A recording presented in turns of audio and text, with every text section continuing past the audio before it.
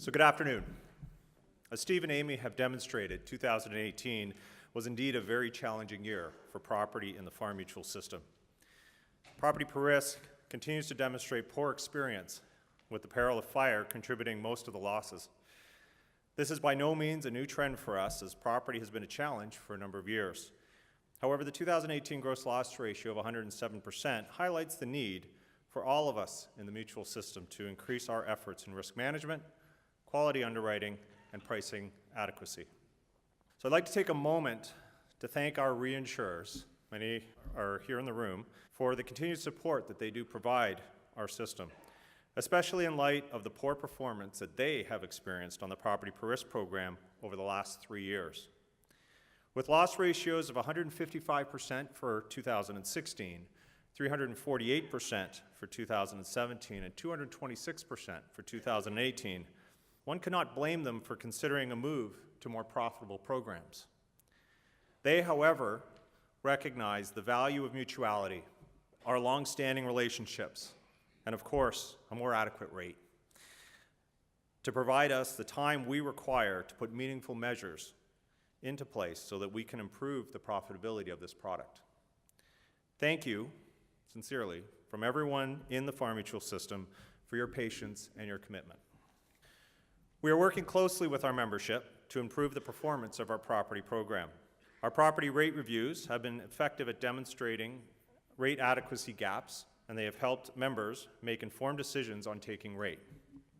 We completed 11 reviews in 2018 and 27 engagements since the program began in 2014, resulting in a 7% rate increase on average.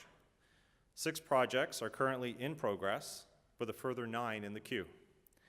The program is evolving to provide analytical support to members who are leading their own implementations for credit scoring. The system's collective efforts in loss prevention are focused on improving risk quality and managing large risk exposures. Though the insured may experience some costs from the recommendations made during risk assessments, those costs are far less than potential damage to physical property and lost production time, which could result from a claim. In an effort to create a more resilient operation, we've seen a number of insureds request that our loss prevention services inspect their operations on a yearly basis. The recent organizational structural change at Farm Mutual Re will see us place an even greater focus on loss prevention in order to protect our reinsurance capacity. We are adding additional risk assessors and focusing the loss prevention team's efforts on high value and facultative risks, with the goal of completing those risks annually.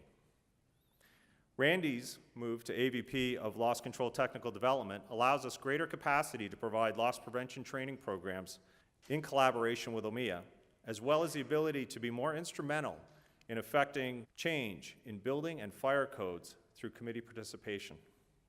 These programs will assist the more than 75 loss prevention professionals in the mutual community to further develop their loss prevention expertise and improve our collective ability to manage our risk exposures. Recommendations identified in risk assessments are diligently managed by our reinsurance underwriters. We are asking for the assistance of all of our members to help us manage these recommendations and lessen our collective exposures. Due to the poor experience on large agricultural risks, we have implemented a rate increase for agricultural facultative risks effective January 1st. We continue to support our members' risk appetites, and we remain open for business for these risks. However, ensuring an appropriate rate for each risk and adherence to risk management concerns will remain our top priorities. Reinsurance rates are directly affected by subject premium. Over the past 5 years, our property insured values have increased by 7.5%, while subject premium has only increased by 3%. Some of this difference can be explained by insurance to value initiatives, as well as a consolidation of agricultural risks. However, with exposure values increasing faster than premiums, we need to put even greater focus on premium adequacy, or we will be faced with much larger reinsurance rate increases. We also feel that as the market is experiencing some hardening as of late, we are likely leaving some premium on the table in our efforts to grow our portfolios. Top-line growth is absolutely pointless without a profitable bottom line result. We identified last year a need to amend our rating methodology due to our exposures increasing at a faster rate than member subject premium. For 2020, member property per risk rating is expected to move to an exposure rating methodology with an experience rating component. Exposure rating uses a company's risk profile and industry exposure curves to estimate reinsurance premium. It proves very useful when the probability of specific losses occurring is considered low and works well for high coverage layers. This methodology is expected to better address rate inadequacies in member subject premium. We will continue to focus on reducing and/or removing any existing rate capping to promote fair and equitable rates across the system. Our expectation at this time is that, yes, property per risk reinsurance rates will be higher in 2020. We will assist members during the summer months to work with any significant rate increases that we do identify. Remember that reinsurance premium is based on subject premium multiplied by your reinsurance rate.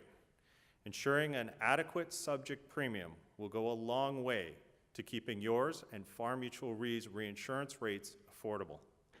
I want to thank you for your time and attention.